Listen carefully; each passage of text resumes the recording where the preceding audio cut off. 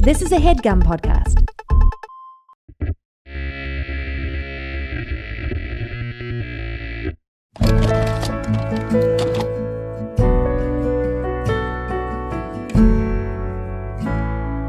On today's episode of That Was Us, we are diving into Season 5, Episode 16, The Adirondacks. In this Season 5 finale, as Kevin and Madison's wedding day arrives, long-buried doubts, family truths, and questions about what love really looks like come to the surface. While some relationships grow stronger, others are forced to confront whether love alone is really enough. What up, gang? I hated everything about this episode. Are you finishing a cookie over there? I'm finishing a cookie. I was looking on her. Hey, guys. Yeah, Mandy got to kicking off the intro thinking that we were ready. I'm ready. Meanwhile, I'm like, oh, God. Guys, we just watched this episode. Yeah. I watched it last night. Season 5. Me too. Season 5. Me too. There's this thing that happens at the end of episodes sometimes that's very sad. And I guess, maybe the sadness is something that leaves people on the hook. Yeah. To see, This Is Us is like, enjoy your hiatus. Have a great summer. Have a good summer. We'll see you next fall. And here's the thing, the whole time I'm watching it, because I know what's going to happen, and I'm sort of find myself wishing, I was like, oh, could it have gone another way? Is there any way that this could have been? But I think it had to be what it has to be. Drama requires conflict, right? Inherent with it. And sometimes people would be like, oh, I wish they would just get along. And you say that, but then it would be a boring show. It would be. You know what I'm saying? It would be. Then it just becomes, I don't know, HGTV. But there is something about, so we get some backstory in this episode, and we'll go through it all in one time, but, we have a couple of flashbacks from Madison, right? That sort of, give her... Illuminate a bit of the bigger picture as to her relationship with her parents. Yeah, because there's a mom and a dad, and then there's also an ex-boyfriend. Mm-hmm. Yeah. We see the mom leaving in one flashback. See the mom leaving. We see the dad telling Madison, don't be picky with, but, are you going to the school dance? Yeah. Just go with take what you whoever's... can get. Yeah, Basically. whoever wants to take you. Yeah. Go in that direction. And then the ex-boyfriend kind of breaking up with her and being like, we're really just meant to be friends. And her feeling otherwise. It's just rejection after rejection after rejection of and the story being, you are not good enough. Yeah. You have no value to all three of these people. And this continues to be the story that I'm sure she tells herself. And it sort of coincides with her wedding day, with what should be the most, important day of her life thus far, minus probably having the children. Obviously. Joyful, yeah. Yeah. And I think it's sort of illuminating the doubts, the deep-seated doubts. Yeah. That a lesser evolved human would probably not think to have. Yeah. Right. And it just made me we're taking off now with a bullet, but it made me really realize and think back to the evolution of this character in particular. And we even see in this particular episode, so the day this ex-boyfriend in this flashback breaks up with her, Right. she immediately starts binging, going on a binge. And then it sort of leads her into being in this recovery group for Overeaters Anonymous or whatever we're saying. Yep. Where she ends up meeting Kate. And to think back on who that woman was when we first met her in the pilot. Yeah. And how we all kind of rolled her eyes as the collective in the room did. What does this woman have any business doing in this room with us? To where she is in this particular episode is really astounding and is a testament to Kate as an actress and the writing and where they've sort of allowed this character to grow, that we all, love her and are rooting for her and by extension are rooting for her and Kevin and their family to sort of see themselves into this next chapter of their lives. It's just wow. I'm not sure that Dan necessarily knew where this character was going at the beginning of the show, but it's but we're all along for the ride, and I just think they did such a tremendous job of making us really care for and root for this woman and see ourselves to a certain extent in her as well. Agreed. First of all, I love that Dan gave his wife something to do. It was very cool. Hell yeah. And she like steps up to the plate in such a major way. She's so great in the show. She does wonderfully. And I just found myself sort of like experiencing the show from her perspective, right? Because normally I'm with the Pearsons and what they're going through. And of course there's things that we'll have to talk about there. And obviously my brother, who I love and want to see, flourish and rise. But like this was really her story because it was told from her perspective, I think. And appropriately so, because we've been clocking this whole season. Like anytime he talks about Madison, he talks about the love he has for the life that they've created, for this family that they're building, for all these things, but it's never about her. Right. And that's what makes it so uncomfortable. Yeah. From the get-go, because we've seen it coming for the last few episodes. And like I said, I hated everything about this episode. Like at every turn, I'm just like, no, I did none of this. I don't like any of this. I don't like how any of this feels. Yeah. Literally none of this feels. Usually in this is one of it feels good. Yeah. Something feels good. And just nothing in this episode feels good. Now I'm going through my purse like an old grandmother looking for my energy. And the interesting part, we see the episode is kicked off with Justin practicing some kind of speech. Yeah. Right in front of a mirror. From the Princess Bride. Yeah. Maui. Yeah. Which I've presided over exactly one wedding and did that bit. Did you really? Yeah. Back in the early aughts. I've done one wedding.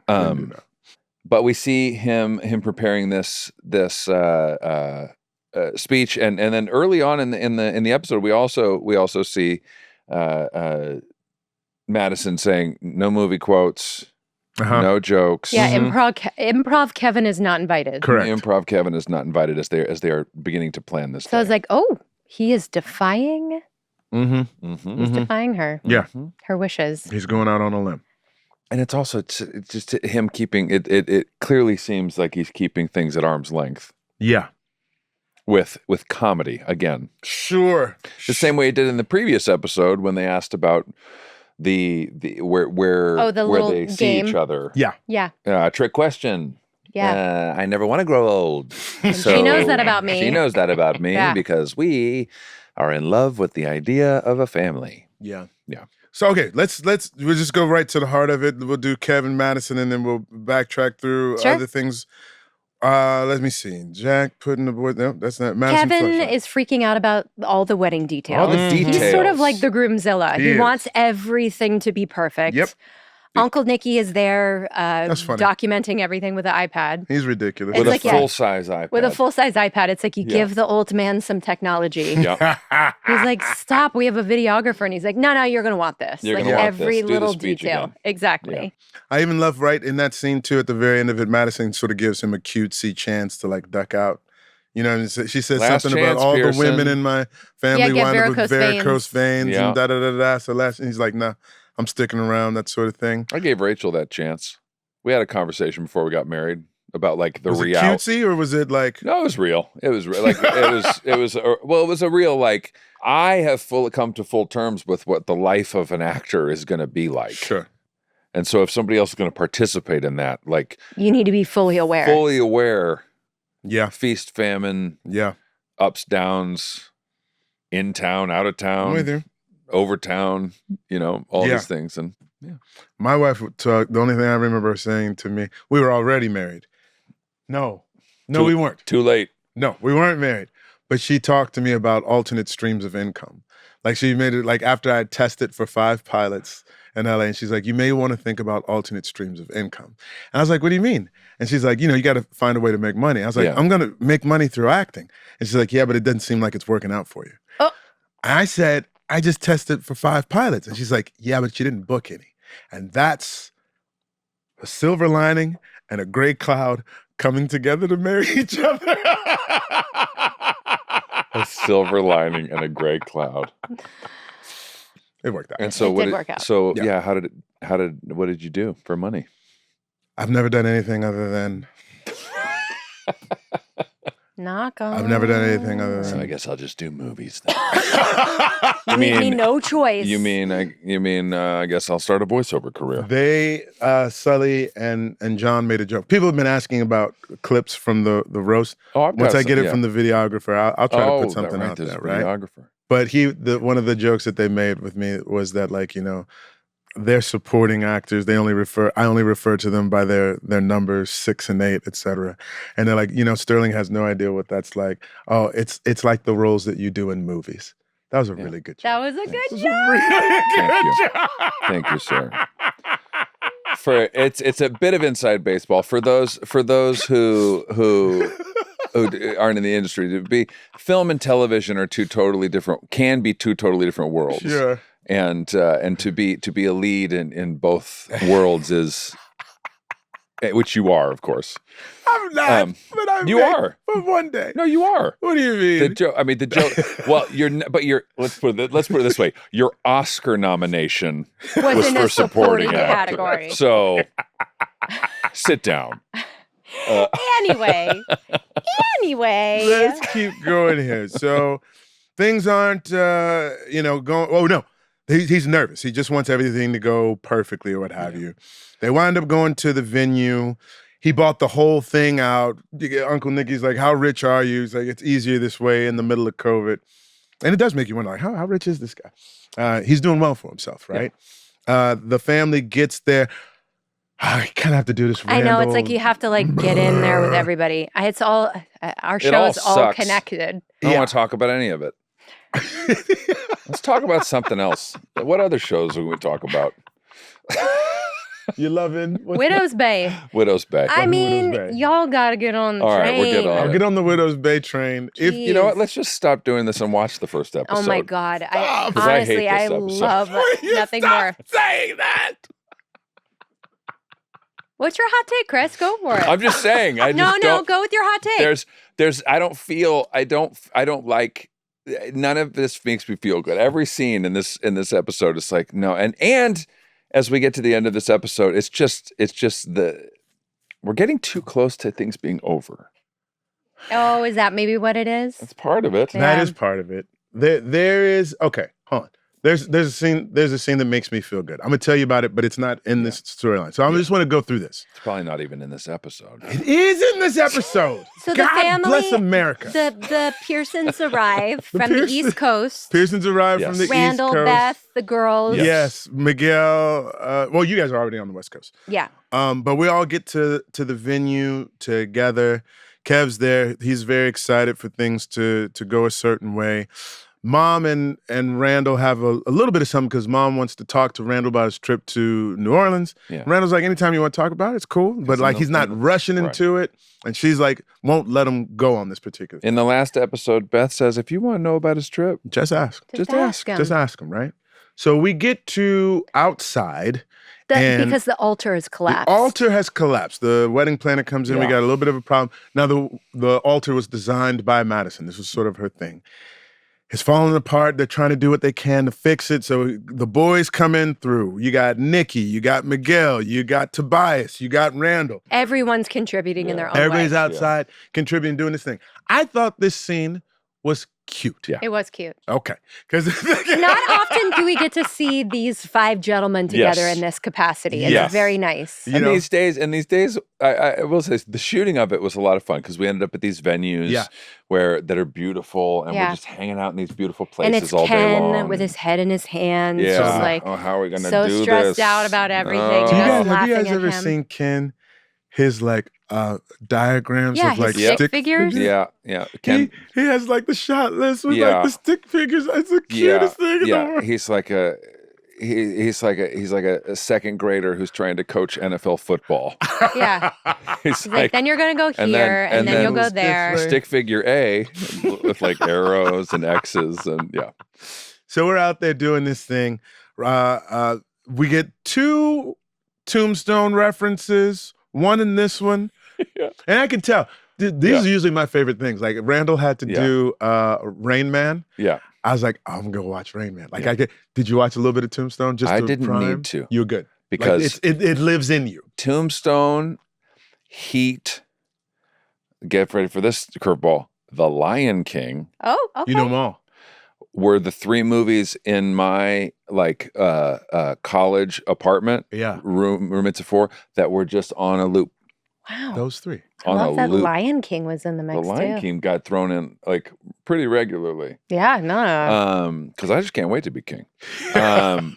But Tombstone, I used to be able to do that whole movie front to back. Could you really? Yeah. So you didn't need to rewatch it for this particular I didn't need to scene. Okay. I knew exactly. And a hot take, Val Kilmer in Tombstone, greatest film performance of all time by any actor. That's a very hot take. Yeah. It's I not haven't true. seen it, so I don't know. Oh, no. You got to see this one. This is one that you have to see because it's not even about pop culture or anything. He's right. It is a great performance.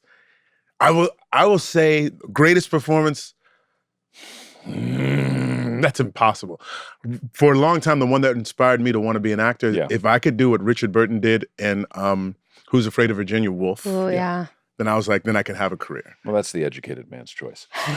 Val Kilmer in Tombstone. I'm your Huckleberry. I'm your Huckleberry. He's great. The college man's choice. When he does this thing, because there's people, everybody wants to like challenge him because he's like the fastest gun in the West and he's like Doc Holliday, but he's always drugged. What's drunk. Is it opium? He's drunk. Is it alcohol? He's high on opium. He's drunk. He's a famous doctor. Yeah. And he is dying of leukemia. He's dying of leukemia. So he's kind of wan and pale and he's always just sort of like, misty with sweat and everything. And one time he takes like a cup that's like a mug and he starts like spinning it like he's like about to fight. And it's fucking awesome. Yeah. It's fucking awesome. Wow. So are you in now? I'm in. Watch Tombstone. More That Was Us after these words from our sponsors.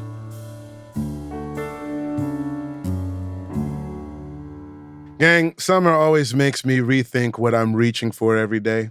Lighter fabrics, better materials, pieces that just feel good the moment you put them on and look effortless. Listen, guys, I don't know how many times I have to advertise Quince. If you haven't been to quince.com yet, you are out of your mind. This website is beautiful. I was on it last night. Yeah, you were. So was I. Because I'm looking for summertime pants that are casual but dressy. Yeah. I'm also looking for a little over-the-shoulder like leather sling bag for travel. Okay. Oh. Everything is on Quince, and everything at Quince is priced 50 to 80% less than similar brands. Quince works directly with ethical factories and cuts out the middlemen, so you're paying for quality, no brand markup. I like it. And it's not just clothing. Obviously, we've talked about this. This is why I was on Quince last night myself. It's really become a destination for elevated essentials across home and kitchen. There's bedding beyond. We are finishing rebuilding and needing bedroom essentials. Have you gotten the automatic salt and pepper shakers yet? No. What? He just pushed that little button. Grinds them. I'm going to be adding it to cart immediately when I get home. Gang, elevate your summer wardrobe. Go to quince.com/TWU for free shipping on your order and 365-day returns. Now available in Canada too. That's QUINCE.com/TWU for free shipping and 365-day returns. Quince.com/TWU.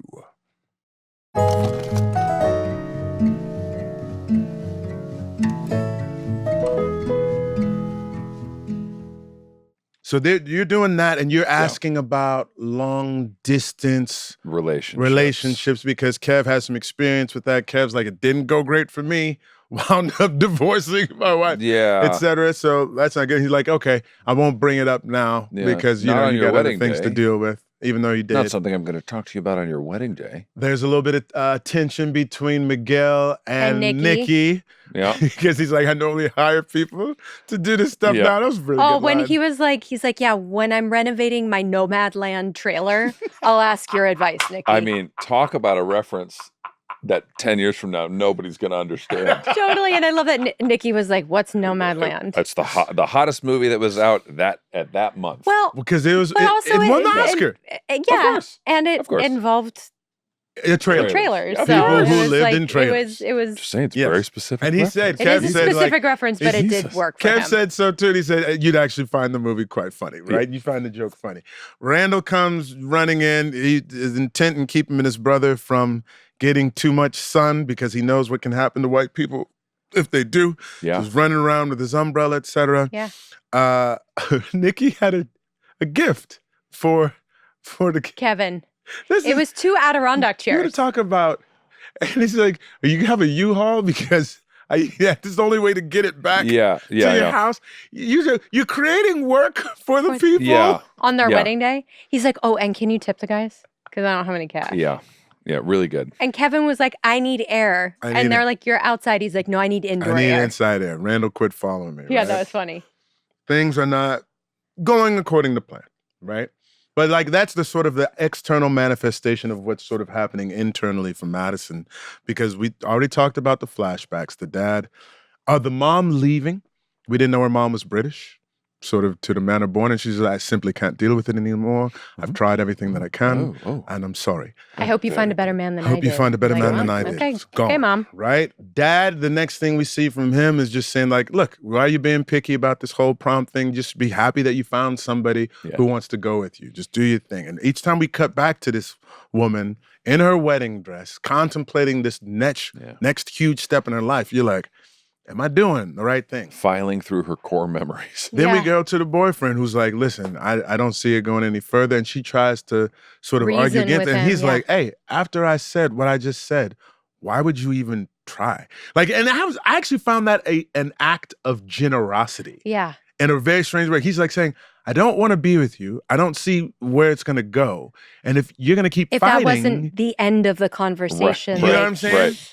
Which is the coldest shutdown I've seen in a long time. It is, but He's like, wait a minute. Why are we still talking? It was like really, but it was cold, but it also like there was a sort of, generous spirit to it. Of course, but it was like the WWE of like, no, I just broke up with you. Yeah, it's over. That's it. Yeah. Okay. Here's a question to you from that thing, because I was thinking about this, I was watching it. Number one, have you broken up with someone? And if you've broken up with someone, do you feel like you did it in a kind way? Yes and no. You've done both. Yeah. You've done both. Well, now tell me, the one that you thought was kind, tell me what that entailed. I mean, I think I've talked about it on here where a girl that I was dating, we both kind of looked at each other and we're like, at the same time, we're like, nah. Right? We were both just like, are we just friends? And she was like, I think so. Okay. And so it's mutual. It was. Okay. It was.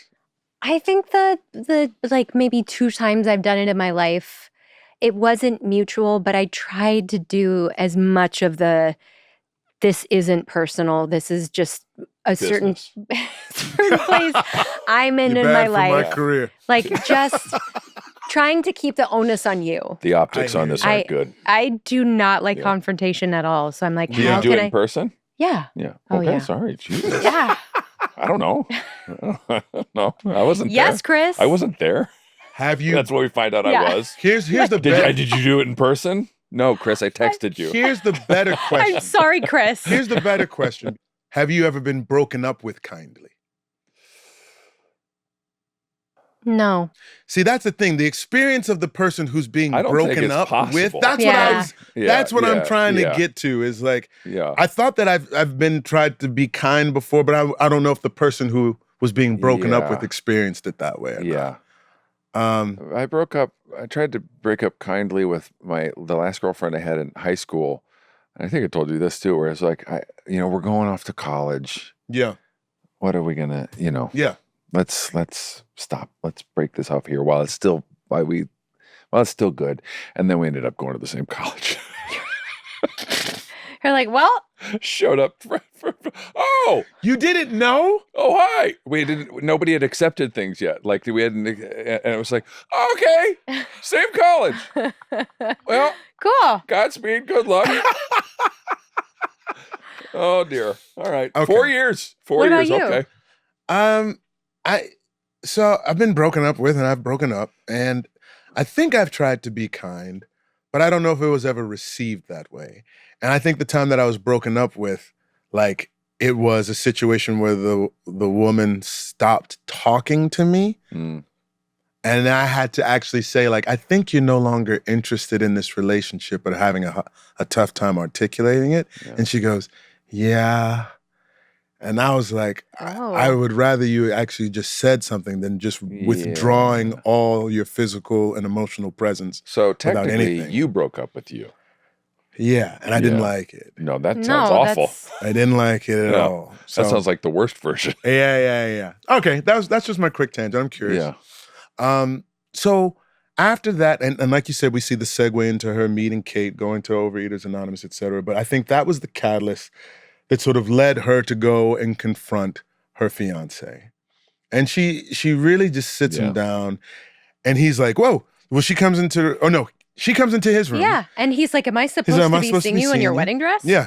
She basically throws it down. Are you in love with me? Are you in love with me? The distinction. The distinction we've talked about. Mm-hmm. Yeah. Right? Not, do you love me? Yeah. Not, do you love the idea of this family? Yeah. Not... And that's basically, he goes on to say all of the different iterations. Yeah, he doesn't answer. Yeah. He kind of deflects and talks about how much he loves their family. Yeah. And she's like, I have fallen in love with you. Yeah. I have fallen in love with you. Yeah. And, she also tells him that, like, somehow she's just gone through her life gratefully accepting whatever scraps that anybody wants to throw her way. Yes, it was a good line. Huh? Yeah. She's gone through life gratefully accepting whatever scraps anyone would give her. Yeah. And basically how easy it would be because his family has given her the first, like, semblance of a family that she's ever really had in her life. Yeah. Yep. And you can just tell where this is going. And the whole time I'm watching this scene, I'm going, I know he doesn't feel this way about her, but I was still hoping that he could find a way to do it. Yeah. I was still hoping that he could be like, that's crazy. Of course I'm in love with you. Yeah. Like, and he just couldn't. And he was trying to explain it away and trying to rationalize how beautiful their life was and this family that they've made. And he's like, it will grow. It can grow. Yes. And I'm that's like, on the writers. I'm putting that on the writers because they could have made him in love with her. Here's the thing. God damn it. Here's the thing. I know, but it's better. I'm going to say this. It's better that he's not. I guess. It is better in this particular case. I think about this with regards to truth and kindness, and when those two things are in concert with one another and when they're not, where truth means like there needs to be a certain cruelty that I actually found what he was saying to be the kindest, most truthful version. Yes. Sure. And I was very thankful that he didn't lie to get her to do something that she felt was not right. Yeah, that would have been deceptive. That would have been the recipe for disaster, right? Yeah. Because I think back to this. We had a situation that you guys know about where someone in our circle from this show did not get married, but was going to. And I think about like how heartbreaking that was, but I was like, I'm so happy it happened before the vows were exchanged. Mm-hmm. You know what I'm saying? Yeah. Like it sucks and it's awful. And like even Kev was saying, please don't do this. Like, I'll make it work. I will soldier my way through this thing. Don't make me say something that's not true, but like we'll find it. Right. Right?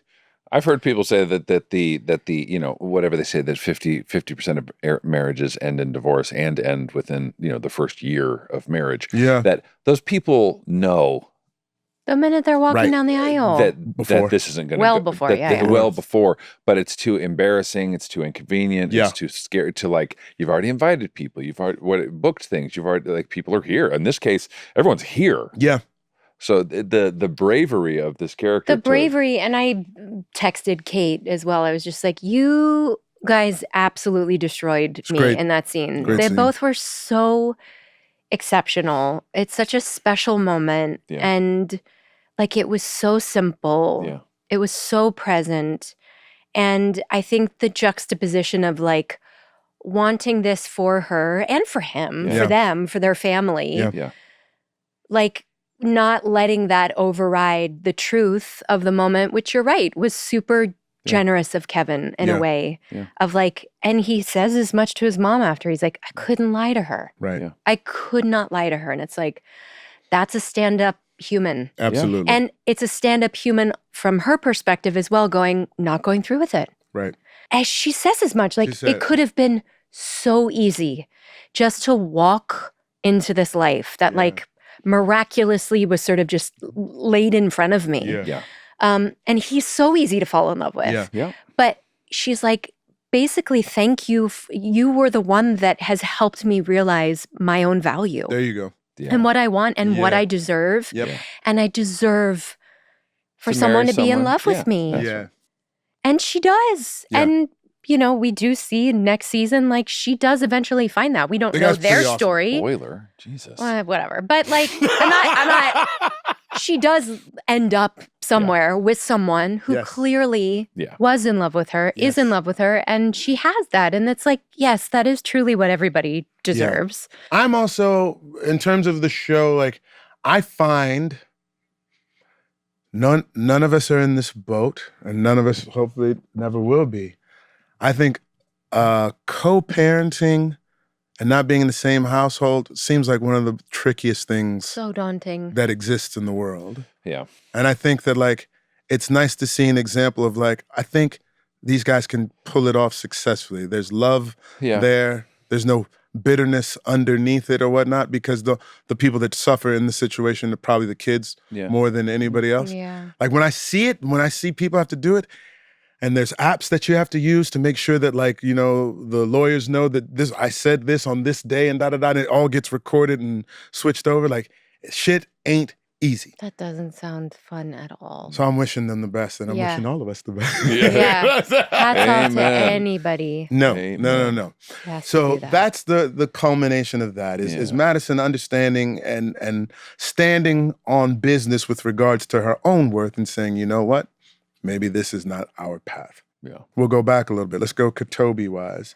They're getting ready to go to the wedding. It's all exciting. Yeah. Toby's also excited to share some good news. Got a job offer. Got that motherfucking job offer. Gonna be gone 50% of the time. I'm gonna be gone 3 of the 5 days. 60%, 3 out of the 5 days, right? And there's a little bit of a pause on Kate's of being like, ooh, you know, I'm not sure. And you're like, listen, I need the job. And you're like, well, we've been making it work, you know. We've been making it. She's like, no. It's beyond just the money. No. I need the job. I need this job. Yeah, I mean, I like our kids, but she was like, let me digest that for a second. I love our kids, but I mean, our messed up children are fine and all, but Daddy needs some worky time. If you catch my drift. Was it tough for you having it come out of your mouth? Yes. Especially as like a new parent. Yeah. It was almost hard to deliver it with a straight face. But do you think... I mean, I like our kids, but... Listen, you know. Is it an... I get that you have a specific It's not a but, it's an and. And it's understandable. Sure. 100%. Kids are annoying as shit. Stop. You know what I mean. No, that's not it. You know what I mean. You know. Mandy, you tell the people. Don't try to incriminate me on this podcast. This is not what we're talking about. What we're talking about is, and Ryan and I have this conversation all the time, both love being parents, both love our children. Yes. And there are still other things that we wish to contribute to in life that give us fulfillment as well. That's right. Yeah. That's important. I think Tobias. That's right. That's all he was saying, Kate. It is important to honor that as well. Yes. Honor it. It makes you a better person and a better parent and better everything. Honor and cherish. Yeah. Till death do us part, Kate.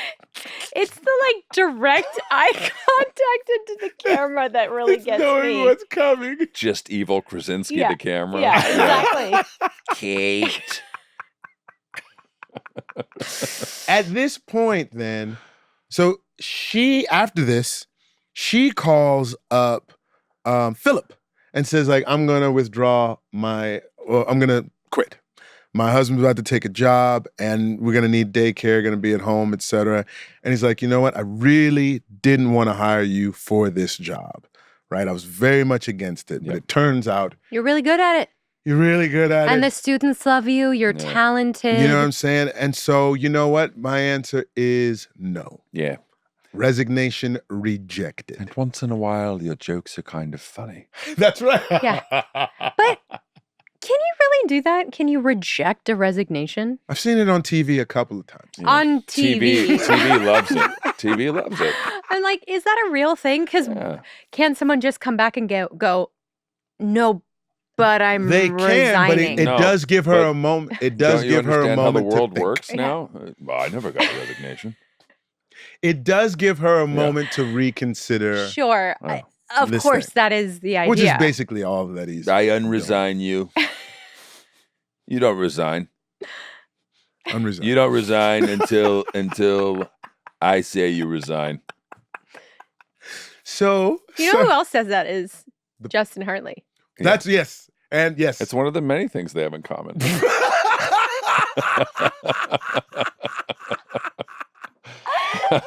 Dead. He does have to watch it. It was just ahead, Justin. Oh, man. Better be watching. Hope you're watching early on Hulu. Come on. Stay early on Hulu, folks. I know this used to be an audio format, but get into 2026. We're on Deja, baby. I cannot. Truly cannot. So then there is the conversation between the two of them. But is it precipitated before? Does Kate have a flashback? Oh, she has a flashback to the wedding, right? To your wedding and just sort of like the exchanging of vows. And that sort of thing. Me with food poisoning. Yeah. You guys, I forgot that. I'm a pale Toby in those scenes. I spent all day in the fetal position in my trailer. All right, you're up. In that suit. Unfurling. Hot. Do you remember what she ate? I don't. It was something from the breakfast. Okay. From the breakfast truck. Food poisoning is the worst. Try it in a fat suit. It's worse. Try getting to the restroom real quick in a fat suit. And a tuxedo. And a tuxedo. In a trailer. And in a canyon. With no reception. Yeah, with no awful. Reception. Yeah. I'm sorry that happened. It's not easy being green. Not easy being green. So here's my question. They have the conversation. Yeah. Saying like, you say I'm gonna quit the job, right? I don't want to be away from my family. And she says, no, you need this, right? I see that you need this and you're going to take that job. Yeah. And I'm not going to quit my job either. We're going to figure it out. And you're like, how's this going to work? And you're like, we figure this shit out, right?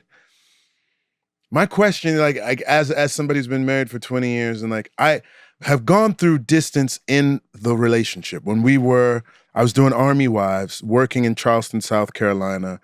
Ryan and I had the 6-week rule. And like through experience, I was like, too long. That's too long, right? You start to become too accustomed to being single people who are married, but that the married part almost feels like it's in quotation marks and it's not, sharing a life. Rachel and I have lived apart for 6 weeks while being in the same house. You know what I mean? Marriage is hard shit. Yeah. Yes. So I'm wondering, like as you guys, because it's hard when the writing's on the wall, right? Like but I wonder how these guys don't know that the writing is on the wall. The couple doesn't. Yeah. I think the couple, the audience does. The audience has an idea, but they don't know for sure. No, that's true. The only thing that we have seen is that you in the future showing up at my mother's house. Without a wedding ring and without Kate. Without Kate. Yeah, maybe you did have a ring on. Yeah. Without Kate. Because Old the Man thoughts River, at the time. Old Man River in his bed by himself. Yeah. Oh, what is it, Randall? I'll be right there. Wait, I just need to stop real quick for a bucket of sidewalk chalk. Getting out of this bed is too low.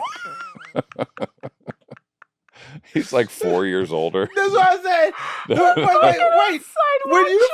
When you first showed up to the house, I was like, "Hey, tell me this." He was like, hey, Randall.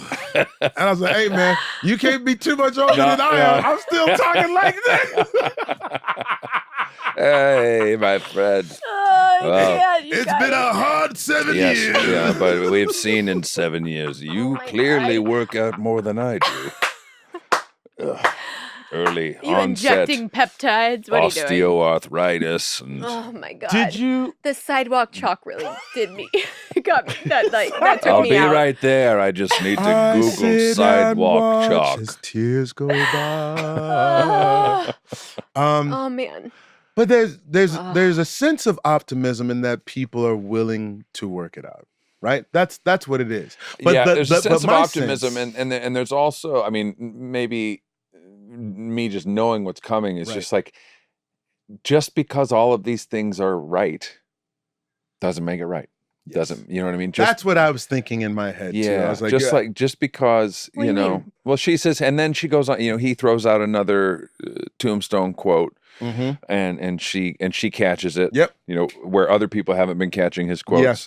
She catches it. Oh, these two know each other really well. And and he says, I love you. And she, just because I know the movie quotes. And he says, no, this is for many other reasons than that. And I think that's that is the compassionate part of this story that Dan and the writers have decided to tell, is that even if all of these things are true, it doesn't necessarily mean that this is the right place for them. Right. You know? That's what's. But do you think that's what's saddest of all? Yeah, that's why it's this much episode sadder is so terrible. Story. Yeah. Because when someone does something wrong, it's pretty undeniable. Clean cut. Yeah, it's clean cut. It's easy to point at it and go, "Oh, okay, well that's the rupture," and it's sad and that sucks, but it's understandable why two people would split and not stay together after something like that. But in this particular case, when you're like, there was so much good, and yet it still wasn't right, it still wasn't enough, is a scarier prospect. Yeah. Do you think if a different decision had been made at any point, do you think we are saying that it could have been salvaged if there was better planning, or are we saying that like these two people were meant for each other for this season in their lives and that season is complete? I think the latter. The latter.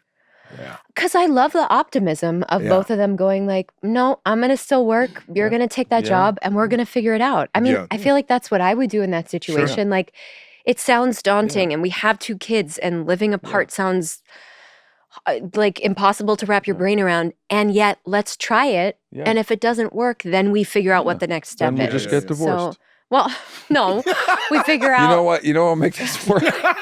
No, you keep your job. I'll keep my job. We just don't keep the marriage. Yeah. Great. Period. Done. Deal. Let's go to the family now. Okay. So with my family, my daughter feels like Tess is in a bit of a mood.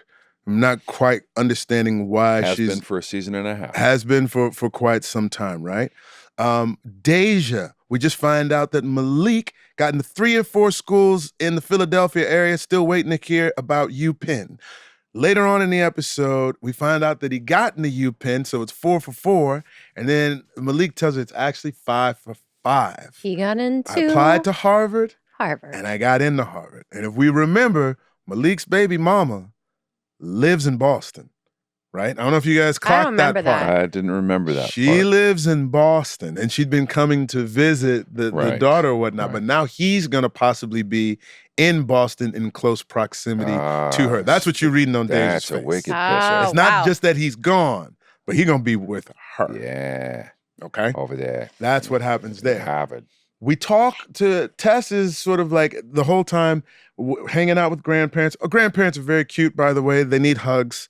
It gets a little weird, but it's also John very, really, very funny. Beat that. He's so dumb. He's so dumb. Grandpa must have hugs. But we fast. But also, and it really, for a second, I was like, oh, this context is actually really helpful. Right. This is Grandpa. Yeah. And these children have never known. That's it. Another grandpa. Yeah. That's correct. Yeah, which is, you don't get to see him in that context very often. Yeah. We get to the wedding venue. Tess is still sort of in a mood. She does make, like, you see mom trying, like, because she mentioned Malik and she also mentions Alex, being who's the valedictorian of their class. And Tess is like, your significant other is special too. Yeah. Not just the one that got into UPenn. Yeah. And so they get to place, and after just a couple other beats, they're just seeing Tess down in the dumps.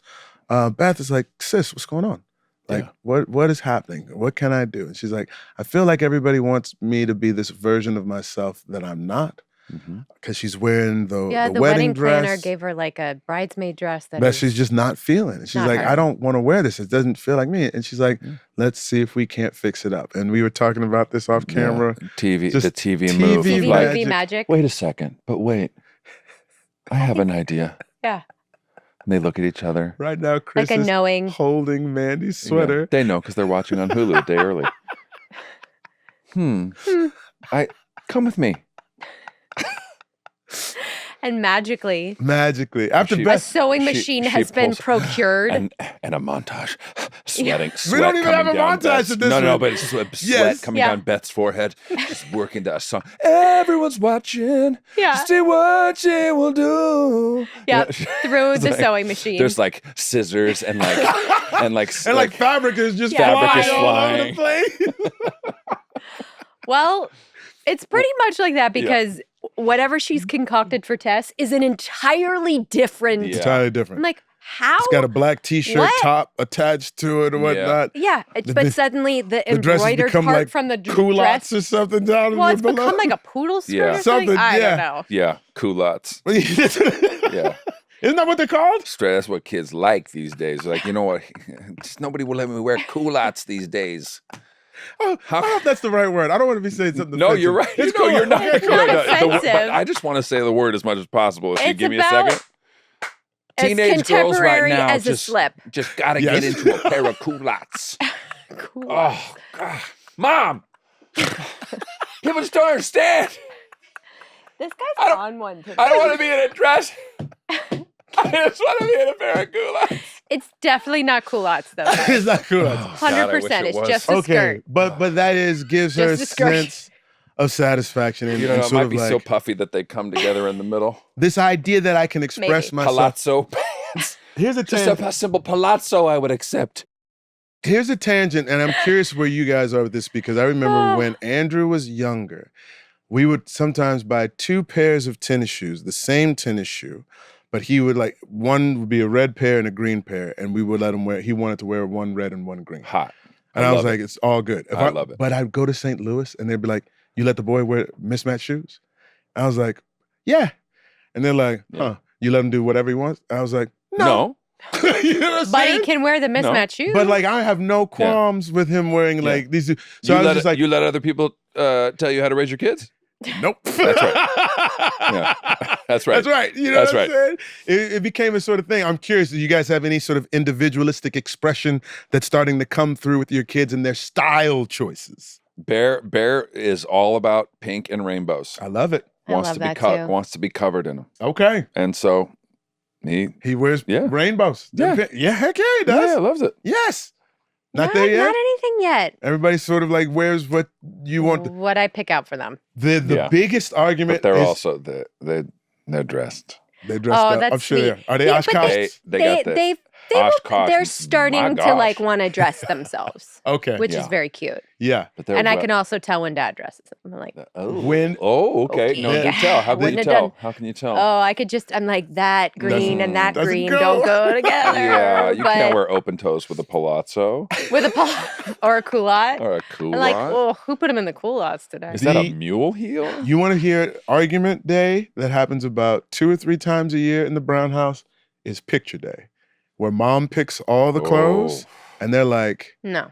Do we have to?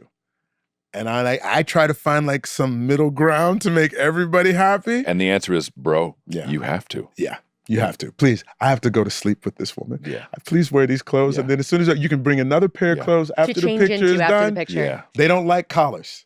They don't like buttons. You know what I'm saying? Yeah. And she wants little soldiers. And now with Andrew, she's finally sort of yielded. Yeah. Right? He's almost 15 years old. Yeah. With Amari still, like, because he's still cute and everything, like she'll try, but he's starting to sort of like, hey. We're coming up on our annual struggle. What's it's yours? It's not picture day. Picture day, kindergarten, do whatever, do what you're going to do. But we go to see Rachel's family for 4th of July. Okay. That's when the whole family gets together. Yep. And they always have like a couple hours one morning where like a professional photographer comes to the house or whatever. Okay. And the whole family does the Midwestern thing of dressing alike. They coordinate. Or in like a coordinating. same color. Yeah. Like the 3 daughters will send out a color scheme. Yep. To all the families. Totally.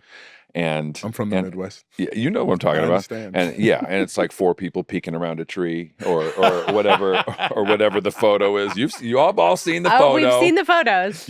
Somebody listening to this podcast right now is looking up on the wall at a full 5-person family peeking around a big oak They're tree. in orange, brown, and green. Yeah.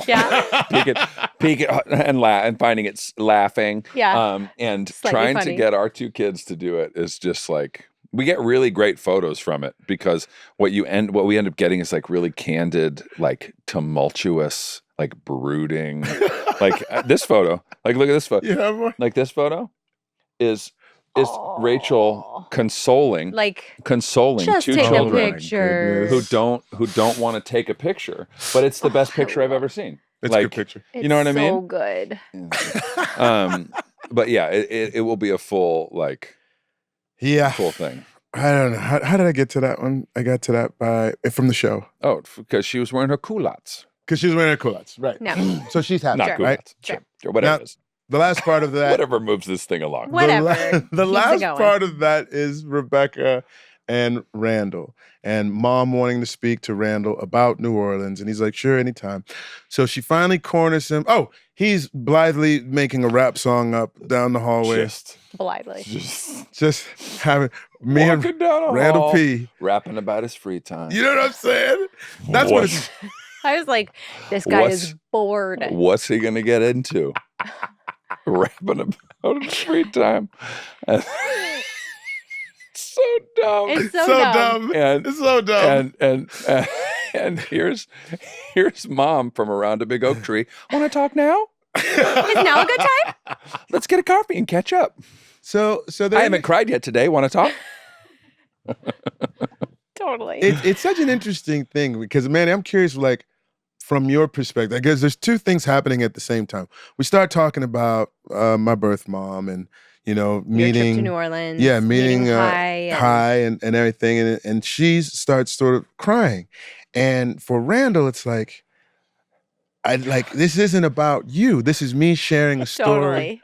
Totally. Was this one of those moments where you were like disagreeing with what the character was doing no, or something? because I ultimately knew what it was rooted in. Yeah. But as a viewer, I was like, Jesus Christ. It's a white woman's I'm like, tears. let him have this moment, ma'am. Yeah. You interrupted his brilliant rap for this?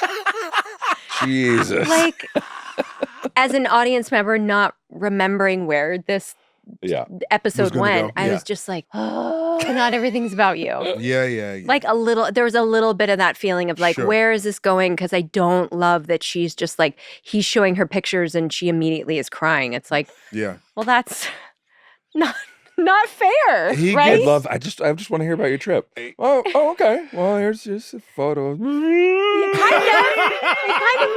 It was. And you're just like, ma'am. He gets saved by his best man duties. Kev's got an emergency, and then we go outside, and the scene that we already talked about transpires. Yeah. So Randall's outside. He's like putting decorations around a tree or something like that. And there she is again. Hey, sorry about that. I'm fine now. I'm fine. But, I just wanted to. But this tell is you why I was crying. This is also when you're talking about like this left me feeling cleansed. Yes. This Same. scene felt that, Yeah. and I'll let you speak to it because I I'll literally let wrote. you speak No, to it. I wrote down. I was like, I wrote down like Mandy Moore. You better fucking act. Like that's what I wrote. Sweet. Yeah, and friend. she better did. She did. She killed that shit. You're sweet. I forgot all about this scene. Yeah. The only thing I remember I have 2 anecdotes. Well, I'll get to the other anecdote later. Okay. But I remember this shooting this part of the episode because it was when Gus visited one day, and I have a picture of you holding Gus. Yes, I remember that too. Which I'll have to show Gus because now he thinks that I just host a podcast, which no shame in that, obviously. I mean, we all do jobs beyond that. Now on HeadGum. Now on HeadGum and Hulu. A day early. But he's very interested now in who I work with. Mm-hmm. And so sometimes when we're listening to a podcast in the car or a song or something, our podcast will come on kind of afterwards. Mm-hmm. And he's like, is that Sterling? Is that Chris? He's just, anyway. So I think he'll be very excited to see a baby picture of him with you. That's cool. Anyway, so I remember that. But this scene I totally forgot, I forgot about. And I, as an audience member, I was like, oh, this feels really good. Yeah. And really appropriate. And for an episode, which I think we can all admit feels a little uneven and clunky sometimes. I don't know about that. Oh, I guess I'm alone in my hot take. That's an odd thing to say, Mandy. As Christopher Sullivan just said, get the fire under the bus. I will stand behind saying there are parts of this episode that feel uncharacteristically kind of clunky. Agreed. Okay. Agreed. This was a highlight for me as an audience member. Yes. Agreed. Seeing some might call it a lifesaver. A very necessary conversation to happen and transpire between these two people at a very important time. Yeah. I mean, I think Rebecca is very aware of the ticking clock. And I think there is relief in her knowing that this favorite human of hers got to have this experience, something that she knows she partially robbed from him. Yeah. And so this long overdue apology was really nice to witness. Yeah. She said something to the effect that I never gave you a reason, or I never apologized, or I never gave you a reason. Oh, I wrote so much down here. Tell me what you wrote down, because I'm curious. Randall and Rebecca, I've never really given you an explanation, have I? And then I said, Mandy Moore, you're so good. Oh. I never so sweet. And I don't know, I'm trying to remember what the reason is or an explanation is, but it was also in it. You're saying at no point have I ever given you the space to actually talk about what's missing. Yes. Right? At one point in time. So the backdrop of this one, I guess we'll have to go through this too, is that mom and dad are arguing in the past. Oh, yeah. Over the Dynasty episode, right? That Jack the Dynasty taped over. finale that he just blithely tapes over. It was a silly marital spat, but it happened in front of the kids, so much so that it sort of jolted them into are mom and dad okay? Are they going to get divorced? Kids are standing there like children of the corn, being are you guys going to get divorced? And parents argue all the time, but we love each other very, very much. And then that devolves into another argument, while you're doing it. Yeah. Because he says something about a silly TV show, and you're like, silly, da-da-da-da. And so y'all need to get married, right now. Yeah. Right? And you do. You decide we have a sweet little family wedding. Yeah. Where we kind of all marry each other. Yeah. Right? It just sweetly, we're going to be a family forever. Yeah. It's not just mom and dad. Yeah. But it's interesting because we were watching, or in the past, you guys were watching the video, I think, and you say, at one point, I saw you looking at the video, and in my mind, I was wondering if he was thinking about his parents, knowing that we are his parents, but his birth parents. And I still never questioned. I still never brought it up, and I never allowed you the space to bring it up either. Right. Yeah, she explains why she did what she did and how she kept it from him. And, she also, there's no real explanation, and she's been let off the hook far too many times. Yeah. Talks about the family wedding, looking back at Jack and Rebecca. And in her mind, she's like, I rationalized it because they were addicts. Yeah. And still, I never gave you the forum to talk about it. Ashamed of how I hid things.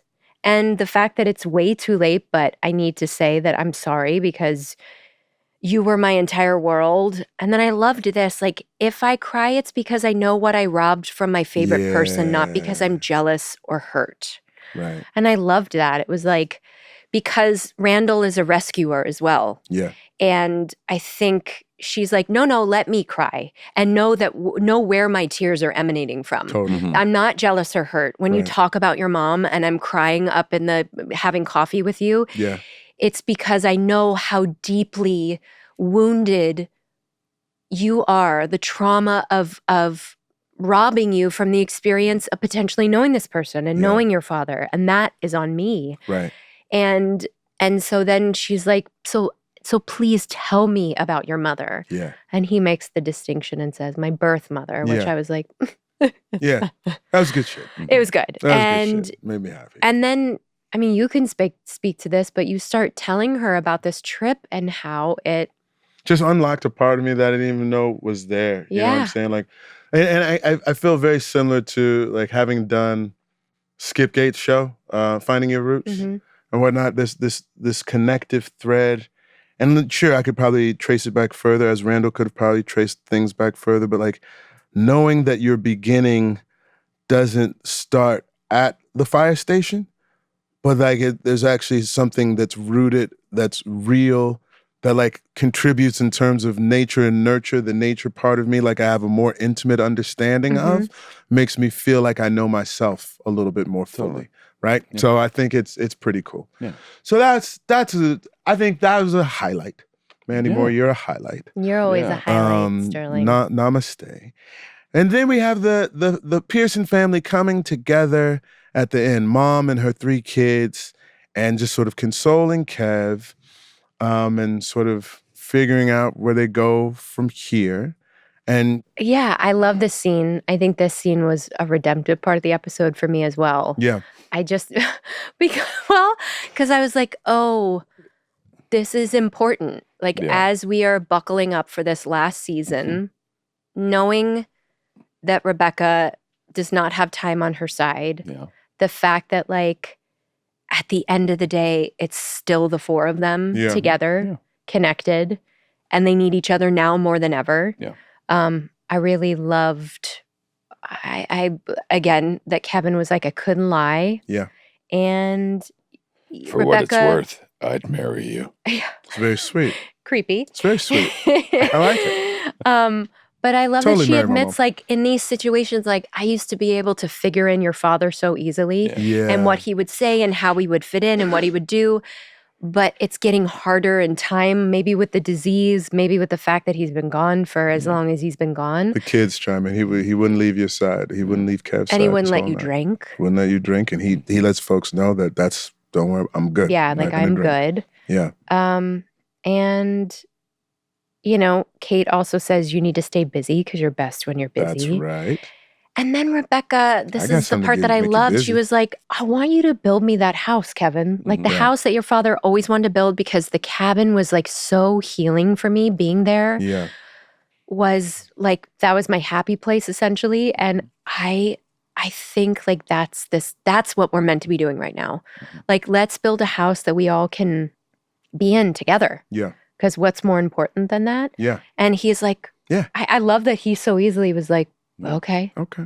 That Khalil song comes in hard at the end of this. That was like, whoa, this is it's dramatic. It's a dramatic move for our show. We slam back to the beginning of what we had, where Kevin in the tuxedo doing his whole marriage thing, thinking at first that he was working on his vows. Yeah.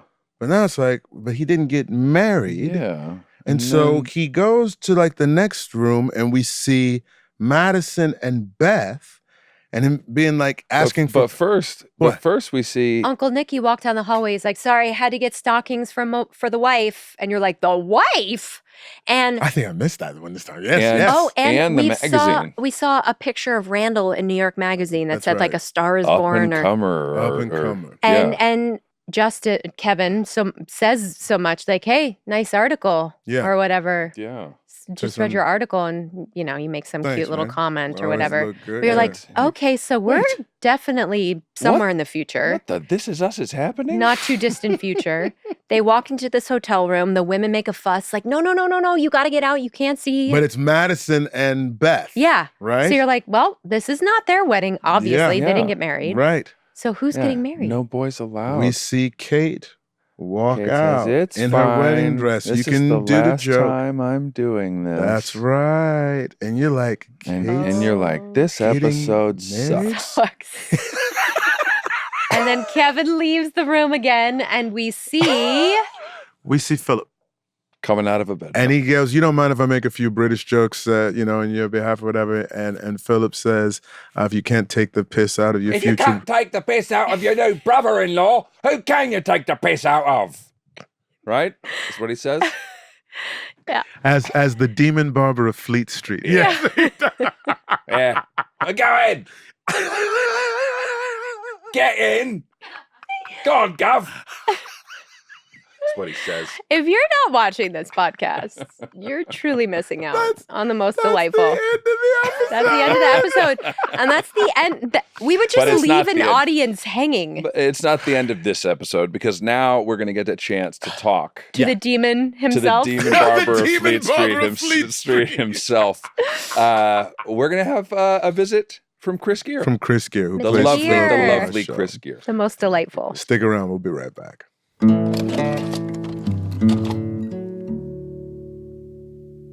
So this week's episode ended with one of the biggest surprises of the entire series. A flash forward revealing that Kate eventually marries Phillip. It's crazy. Crazy. Yeah. So we thought, who better to talk to than the man himself? Today we're sitting down with actor Chris Geere to hear about his experience on This Is Us and bringing Phillip to life. Yeah, let's get into our conversation with Chris. Is there going to be a little tension? No, it's fine. And find out, what it's like stepping into one of these shows in kind of the most unexpected of storylines, shall we? Indeed. Chris Geere. Chris, can you hear me? Those. You old sly devil, what's going on, baby? Well, this is lovely, isn't it? Yeah. Oh, my goodness. It's good to Hi, see guys. you, man. Hi, Fred. Hi. Hi. Hi, friends.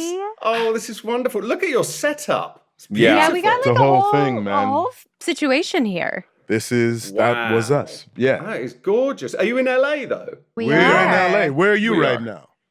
I'm in not so sunny Manchester. Okay. Ah. Do you live in Manchester year round? Like, is that home right now? We do, yeah. It's home at the moment. I'm hoping to go out soon, especially because you've got the Soccer World Cup coming up. That is Yeah. true. Sterling's pumped. I'm very You're excited. speaking I his know. language. Very excited. It is gonna be crazy. I didn't realize, but it's gonna be on for like 6 weeks. Yeah. Yeah. Yeah. It's long. And I it's- didn't either. It's all over the country. Yeah. Right? And even a couple of games, I believe, in Mexico as And well. Vancouver. And Vancouver as well? I think. Mhm. Yeah, so it's all North America. Yeah. right? You were in Los Angeles, though. When did you go back to the UK? We went back. Kind of made the decision when my son was about to start senior school. Oh, okay. So he's 13 now. So we were like, it's such a long commitment, and we didn't know whether we were going to be staying or going and everything. So to put him in a school in LA seemed a bit of a risk. So we came back, and then I got a couple of jobs over here, and it kind of just kept me here for a bit. Yeah. The social and political climate here in the U.S. wasn't inviting. Oh, God. Didn't feel. Well, it's not much better. It's not much better here. To be fair fair. enough. Fair enough. Fair enough. Right, man. The world is burning collectively. Okay. Yes, it is. It is. Good. Okay. Good to know. Chris. You want It's to not just start us. I was asking, before we get into like your specifics with Phillip and the show with This Is Us, a micro, and then we'll go back up to the macro. I remember talking to Chris when we were going through the whole storyline of the dissolving of KaToby Yeah. and the beginnings of what do we call fate? Phillip K. I don't, Fate. you like that? It was fate. With a That's not PH. too bad. Well, Yeah. you came up with that at the wedding scene actually because Phillip didn't really Right. sound It very good, doesn't did it? flow Yeah. quite in the same up. way. Yeah. Yeah. But what? So I guess we're going to ask this question about like what's it like stepping into sort of this very unexpected storyline. What kind of feedback you got from folks? But I want to start with Chris because Chris, I remember having Sullivan. Excuse me, because you guys are Sully. both named Yeah. Sully. I should say, was like things are weird. It's tough. It's tough for me. Because it was a crossfade, right? Yeah. Like it wasn't a clean break. It wasn't like our marriage ended and this new storyline started. Yeah. It was like because of the way our show works, bouncing through time. Totally. It was this crossfade. Do you know what was really interesting? I watched your last episode where Philip comes in for the first time. Yeah. And you said, Sully, at the time that both you and Chrissy knew what was going to happen. Yeah. So in the audition, I didn't. Oh, interesting. And Dan Fogelman had no idea that I was a super fan of the show. Oh, wow. So when we were running the scenes, and Chrissy, the first audition was just me and the casting director, and then the recall, the kind of screen test effectively, was on the Paramount lot in the Pearson's house. Wow. Just outside, which was incredible, daunting, but incredible. Yeah. And so it was Dan Fogelman and the casting director and Chrissy. And we were just reading the scenes from the school, doing at the deaf school. So they had nothing to do with a romantic storyline whatsoever. Yeah. And we were doing those scenes, and I remember the dialogue was harsh. Philip was being, like you said, a bit of a prick. Yeah. And I was like, he's not very nice, this guy, is he? And Dan said, you're not going to like my next note. I want you to make him meaner. And I was like, oh, come on. People are going to hate this guy. And then Dan goes, you're going to hate me even more now. He actually is partly during the breakup of KaToby. And my inner actor was like, yeah, stay professional, just nod and go, oh, yes, yeah, that's an interesting storyline. But the fan in me went, no! Cute. What? And there was a tiny part of me who was like, I can't be a part of this. This is awful. Really? And this was the most kind of heralded relationship on TV at the time. This was like, and so to be a part of that was crazy. And I thought, oh no, I'm going to be hated. Were you hated? Did you receive, what kind of feedback from the world did you get? Nothing negative at all, which is which was really nice. Yeah. Apart from my neighbour, who is also a neighbour in Manchester, who is a huge fan as well of the show. Yeah. And I'd been in LA for probably 6 months and came back and I was greeted with boo. Every morning as you leave the house. Every morning. Yeah. Boo. Going to get his paper. Oh my God. She's like, I hate this Philip guy. I was like, yeah, I'm trying to find ways to like him as well. That's incredible. This is amazing. Okay, so this. I'm glad you got to share that thing, because I remember just being like, there'd be times, especially in the last season, where we'd all be together, like gathered for the wedding, and like Sully was not there, and it's like, oh wow, it is different. Strange. Yeah. And I think did we meet in the makeup trailer maybe for the first time, where we just kind of looked at each other and we're like, well, here we are. Here we are, and luckily you had your beautiful son with you at the time, who was pretty young actually. And that kind of broke the ice a little bit, because I was meeting you, but I was also meeting him. Yeah. So it was like, hey buddy, while slightly looking up and going.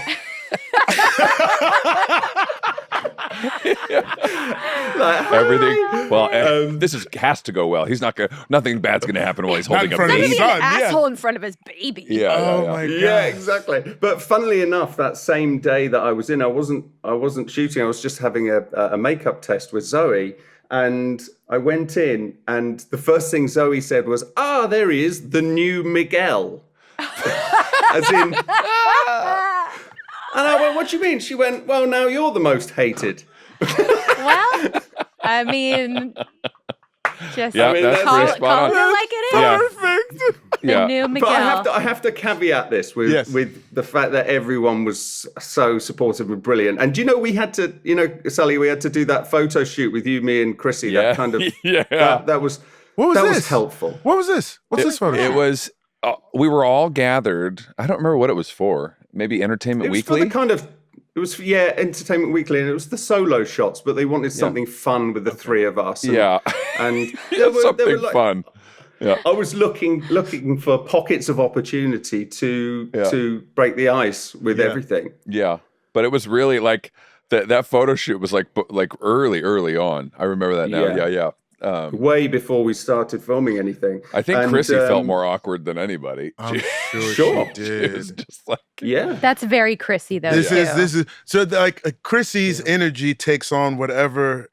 She can't hide anything. Like you want to play poker with Chrissy because you know exactly where you stand. Yeah. And she'll tell you firsthand. She's like, I don't necessarily want to feel everything. I just can't help it. but feel everything. Right, so like the dissolution of this, the coming together of that, like it's not just like Kate that's going through it. It's Chrissy. Yeah, she's feeling it all too. Yeah, for sure. Totally. Yeah. There was a role there to play to be supportive to the situation, as well as do justice to the storyline, because I think all of us, I was relatively new, but all of us were super sad towards the end of the show anyway. Yeah. You had all those feelings, plus you had the huge storylines going on with Rebecca and this breakup. Yeah. And I said to Chrissy at one point please talk to me about anything if you're feeling kind of weird about anything. And she told me all the time, she said, I've got this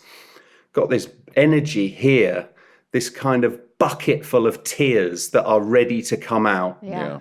And I don't know when they will. And I said, well, I think, everyone's feeling like that. Yeah. And it's okay if you want to have a cry. Yeah. It was a super emotional time, but amazing. I mean, that wedding that you were talking about, Selling, with everyone there, everyone was there. Yeah. Apart from Sully. Yeah. Yeah. We shot in... I was not invited. I was. Well, and then we also shot their wedding. Kate and Philip's wedding. That's what I'm talking about. Oh, I thought you were talking about Paso Robles. That wasn't Paso Robles. That was... Yeah. Oh, gosh, yes, of course. Sorry. I was like mixing...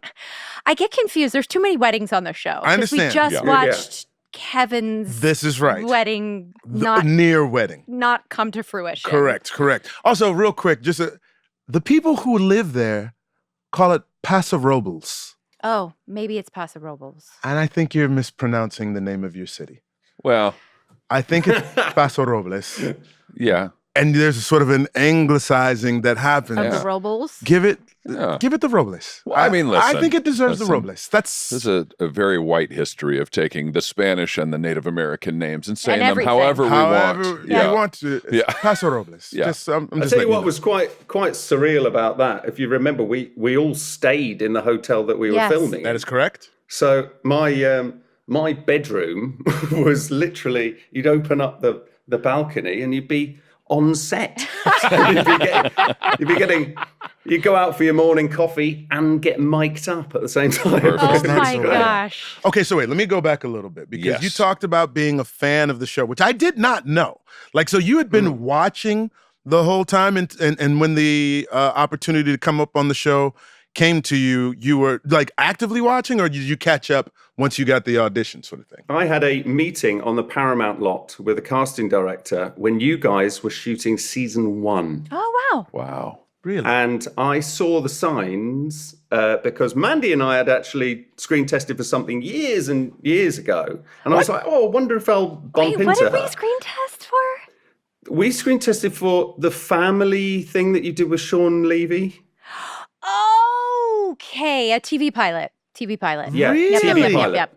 Okay. And that was probably, I don't know, 12 years ago, something like that. A long time And I ago. thought, this is us. And I'd read that Mandy was in it, and I wondered whether I'd bump into her. And then I was, going, oh, she probably won't remember me anyway. Let's go. And then the show came on TV. My wife and I totally hooked from day one. So we start watching that. Then I moved to America when I'm doing You're the Worst and Modern Family at the same time. Yeah. And we moved to LA, and it was just pre-COVID, and I started doing this manifestation thing, right? Which is, I'm quite big on anyway. Yes. I went really deep on it. I listened to Mandy's back catalogue hundreds of times. I had Trying My Best Los Angeles on repeat, which is great. I had a picture of a topless Justin Hartley on my fridge. Yeah, but that's all of us. That's There all you of go. us. That's all of us. That's fair. Because he's a hunk. Yeah. And I started like hoping for this opportunity. Then, funnily enough, just before the audition, I was doing an episode of Hacks, you know, the series Hacks absolutely. on HBO. I was doing an episode of that, which was on the Paramount lot. Yeah. And I finished that day and then got the email about the audition for This Is Us. And so the following week, I'd finished Hacks and I went back to the lot to have the audition. And it went from there. Wow. And then I knew that because Phillip was only in a couple of episodes in one season and then the full next season. Right. It was such a whirlwind. And just when you guys asked me on the show, I said, I had a wonderful time kind of reminiscing about how it all came into place. Yeah. Just That's wonderful, really. That is so cool. Well manifested. Yeah. Yeah. That's a good reminder to all of us. Have you deep done on that the with like manifestation. many other jobs in terms of just No, like I just reminded myself I need to put more naked pictures of men on my fridge. Yeah. I'll send you some. I'll send you a couple. Sully will do it. Yeah. that's nice. So from the experience from beginning to end, tell me the things that stick out the most for you. The jumping back in time was a really interesting thing to do. Yeah. Because you have to make decisions really Yeah. about how you are in that point. I'd come from such a place of Phillip was such a knob Right. that how could I then go from someone who would actually be a good partner to Kate? Yeah. What is it that makes him endearing whatsoever? And I always trusted the writing because the writing was just insane. Yeah. And I trusted, and Dan said to me, there's going to be an opportunity for Phillip to redeem himself Yeah. in an loves that. episode. And you don't hear it, obviously, but the accent helps. Does it? Yeah. It does. Yeah, I'm as much of Every a American's a knob as sucker. you want to be. Sure. There's so much forgiveness in the American heart Yeah. for the For the British charm accent. of a British accent. Totally. Just like it can sting, and at the same time, it's like, well, he must know what he's talking about. Like, And tell me more. I mean, you could see the redemption sort of begins in this last episode of season 5, where he says, like, I didn't want you to have this job. yeah, Like, I was completely and totally But you're against really it. good at it. And you're really good at it. So it's like this sort of charming, like, so I do not accept your resignation. yep. Goodbye. Yeah. You know, it was just like, oh, okay. Yeah. And she was sort of like, what? And as you touched on as well, another kind of like spoke in the wheel, as it were, was that I was behind a mask as well. Yeah. Yeah. That's So you've true. only got this much to convey all this stuff. Yeah. That was frustrating. I mean, the whole You don't like acting with a mask on? It's not your favorite? Oh my god, that was frustrating because as an actor, my first week or so is all about getting to know everyone and introducing yourself and all this. And do you remember we were in little Yeah, pods? you didn't like your little plexiglass life-size box. action figure box? right? And we're getting calls to go and get swabbed at 6 a.m. and we may wave to 3 each other times a before week, we bro. go and do that. And it was just a bizarre time, but Yes. it was as soon as it kind of weaned off a bit and we got to Paso Robles, as you say, that was brilliant. And I got to have I had an opportunity to have a one-on-one scene with you, Sully, which was wonderful. That was and great a on the one-on-one pub, scene with you, Sterling, which I loved as well. So Great. it was great. The writers just they just know what's going on. Yeah, they nailed it. Really. But nailed before it. all of this, before This Is Us, you had done what, 5 years on a BBC show called Waterloo Road. Is that correct? Mhm. And so you had already been established, and even going further back, we were reading the First play. bio. Your first The first play with the Royal Shakespeare Company, All's Well Yeah, That with Ends Judi Well. Dench. With Judy Dame? Dench. Come on, bruh.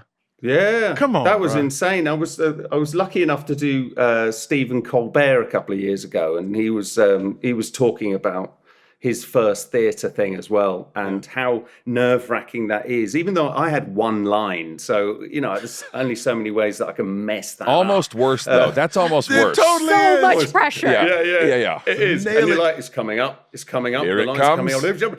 And you go, yeah. So, but having Judy there was I was only 21, I think. So Yeah. I was a right swat. I used to go and sit in the wings and watch her. She was just magical. So that kind of thing. Why not? It was a real kind of great start. I haven't actually done any theatre since. I was like, right, I'm out. Yeah. One to play? Judy. Top it. Wait, you've done one play? Yeah. One line in So one play with Judi Dench. One line in one play. Done. So I think I might go down that route again, because it is amazing. It's such a different discipline, isn't it? Yeah, to the TV and film It's been world. So 10 years since my last play, and I feel myself itching to Maybe do the two of you need to talk about Yeah, something. yeah, why let's didn't get you, offline. Go to why New didn't you York. come to the West End Oh, and or we'll do a West End. two-hander? Let's do it. I'm down. Love True that. West. Love it. Two brothers. I've played brothers to white people before. I have no problems. I'd watch that. Yeah. Incredible. Oh, dude. Thank you. Wait, did you? I didn't. No, questions, this is anything like fantastic. This is easy. Like, Yeah, is there anything else that, like, when you think about your time on the show, like anything that sort of comes to mind, something that you loved or a funny story, like anything? I know we're sort of jumping in time to the 6th season, because that's really where you came alive. Your characters sort of work the most. There, the on-set stuff was so kind of powerful. I found myself getting quite emotional in scenes when Phillip wouldn't, and that was quite interesting, because I could see the heartbreak in Kate, and as an audience member and fan, I was like, I hate this. Yeah. And quite often I would be told to rein in the emotion, to kind of, you need to be more stoic here. This guy, don't be afraid The only to be time in the unlikable. history of This Is Us. Yeah. Yeah. Don't be emotional. Don't be Play against the emotion. don't be afraid to be unemotional. Yeah. And that was really tricky. And a lot of the stuff was just Chrissy and I for a long time. Yeah. So meeting everyone else was a real joy, actually. Yeah. I love that. Do you remember, this is quite a funny story, but when we were doing the wedding stuff, it was someone's idea to do this dance. Oh, yeah. Yeah, the that TikTok went stuff. The TikTok viral. dance. We Yeah. did the wobble. Yeah. We did The the wobble. Yeah, we It did was- the wobble. Yeah. And that was interesting, because I remember doing the wide shots for the wedding scene, and I wasn't saying anything at the time, but all I could think of was, is it left then right, or is it right left? The important things. That was probably one of our most viral things that we put out there. Yeah. Yeah. I mean, it's pretty fun. It was a amazing. lot of fun. It was freaking awesome. That was dude. the best part, I think, of the show, were those moments where we all could be together. Yes. There was just this Yeah. collective energy Yeah. that pulsated through, like, all of us just sort of getting to be around one another. Totally. And for a special Yeah. occasion, because it was really reserved for like holidays or Yeah. a wedding, some sort of celebration or party or something. And it was always the best. My favorite thing was Yeah. always like at Paso Robles, like we were there with everybody else who was at the resort, and they would see folks together and they get very excited or whatnot. And I always wanted to say, well, here's the guy who made the show. Because Dan gets to move through The world. with like nobody anonymously, seeing yes. anything. And I was like, no, you guys want to give some love. Give it to this guy. Give it to this dude right there because And then Dan just pulls his hat down And then he just further and is like, disappears even more. you know, and makes some like self-deprecating joke All right, and well then walks meet away. Kate's new husband. This Yeah, is exactly, Chris. exactly. Geere, thank you for making time for us. Is there anything that people can catch you in coming up or that's out now where they can see catch you on socials?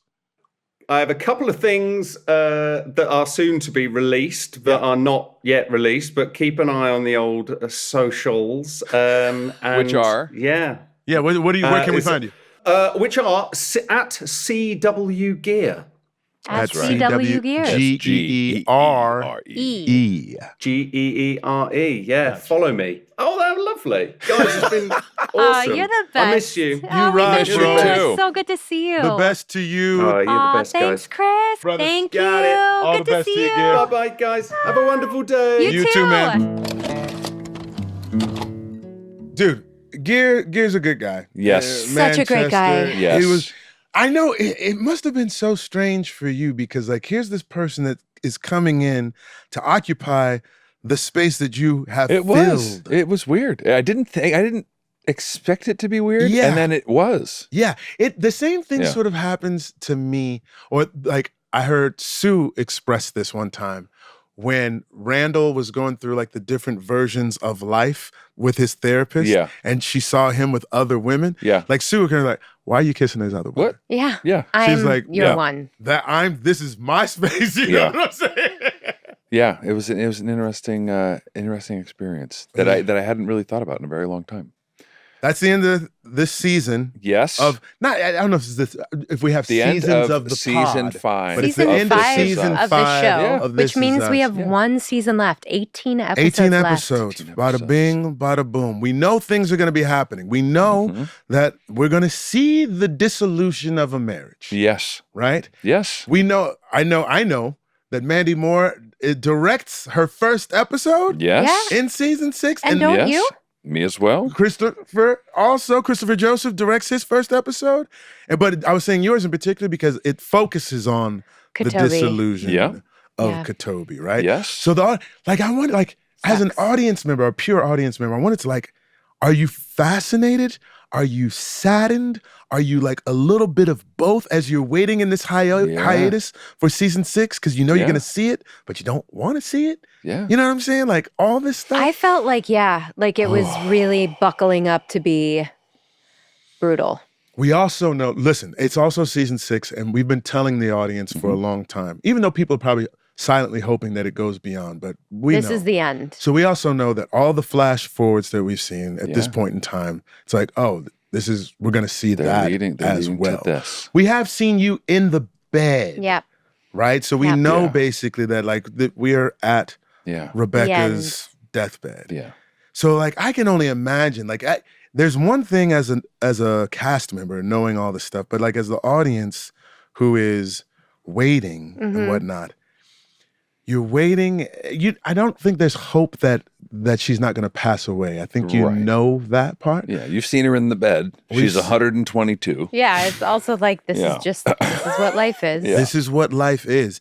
But what I like about what the show does is while we're not afraid to deal in the dark parts of life, but we also don't keep the light out either. That's right. Do you know what I'm saying? Like that's I think the beauty of the show and its own sort of life And goes it's like on the so beauty well. of Dan's ethos. It really is. That's right. Even listen, you're on the land right now. I'm on paradise right now. My man has created a post-apocalyptic world, but hope is still central to the show. Yeah. Do you know what I mean? You're going to deal with the NFL, and I'm sure it's going to be gritty and like hitting in a But it's completely still different Dan, way. and but it's the still, heart of who he is like constant, I think, in whatever he Yeah. creates. Yeah, Yeah. I would agree. So, gang, So thank off you. we go. Thank you Off we for go this into the next time. season. We'll see you guys in a little bit. Yeah. Shall I say it? May Say I? it. If you don't mind. Please. Please. That was us. That Was Us is filmed at Rabbit Grin Studios and produced by Rabbit Grin Productions. Music by Taylor Goldsmith and Griffin Goldsmith. Da-da-da-dum, da-da-dum. That was us. That was a HeadGum podcast.